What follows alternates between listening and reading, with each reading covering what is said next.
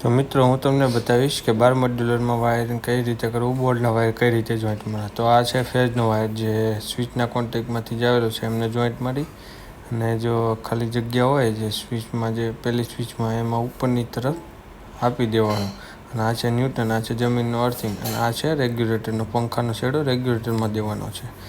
તો આ જે નીચેના કોન્ટેક્ટ છે સ્વિચના, એમાં જે પોઈન્ટના વાયર છે, જે લેમ્પના છે કે ટ્યુબલાઇટના છે, જે વગેરે વાયર આવશે. પછી જે અર્થિંગના વાયર છે જે ન્યૂટન, એ આવશે પ્લગની જમણી બાજુ, એમાં લખેલું જ હોય છે. તો આપણે જે ફેઝ વાયર આવેલો છે અને સ્વિચમાંથી એક ફેઝ વાયર આવેલો છે, એ બંને વાયર આપણે એમાં જોઈન્ટ મારી દેવાના છે. ઉપરનો જે સ્વિચનો કોન્ટેક્ટ હોય ને એમાં ટેસ્ટર વડે એમાં ફિટ કરી દેવાનો છે, મજબૂતીથી ફિટ કરવાનો, કેમ કે ગમે ત્યારે પાર્કિંગ ન કરે.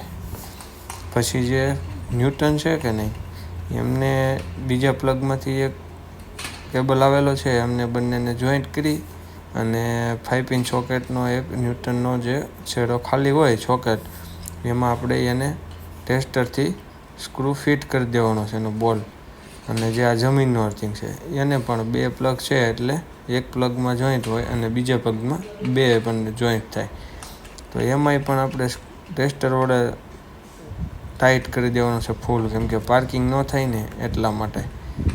તો અને પછી જે આ 3 વાય છે, ન્યૂટન, ફેઝ અને અર્થિંગ જમીનનો, એ ત્રણેય છેડે આપણે આપી દીધા છે. અને જે આ બ્લુ કેબલ દેખાય છે એ છે બધા પોઈન્ટના, જેમ કે લેમ્પ અને પંખો. તો જે બ્લુ વાયર છે એમને આપણે સ્વિચનો નીચેનો જે કોન્ટેક્ટ છે એમાં આપણે આપવાના છે. અને પંખાનો જે વાયર છે, જે પહેલેથી જ તમને ખબર હોય તો ડાયરેક્ટ સીધો રેગ્યુલેટરનો એક શેડો હોય એ સ્વિચમાં હોય અને બીજો શેડો જે રેગ્યુલેટરમાં દેવાનો છે. અને જે લેમ્પનો જે શેડો એક કેબલ છે એ સ્વિચની નીચેની તરફ દેવાનો છે. તો હવે આ ત્રીજો શેડો છે એને આપણે સ્વિચની નીચેના કોન્ટેક્ટમાં આપી દેવાનો છે અને એને પણ મજબૂતીથી ટાઈટ કરવાનું છે, કેમ કે પાર્કિંગ ન થવો જોઈએ. જો પાર્કિંગ થાય તો લાઇટ ઝટકા મારે અને સ્વિચના સોકેટ ખરાબ થવાની શક્યતા રહે. જે આપણે રેગ્યુલેટરનો જે શેડો દીધો એમાં આપણે ટેપ મારી દેવાની છે. તો મિત્રો આ 12 મોડ્યુલરમાં બધું વાયરિંગ થઈ ગયું છે બોર્ડનું, અને વધારાના વાયર છે એ બધા કન્સીલમાં જવા દેવાના છે. અને આ બોર્ડ આપણું થઈ ગયું છે તૈયાર.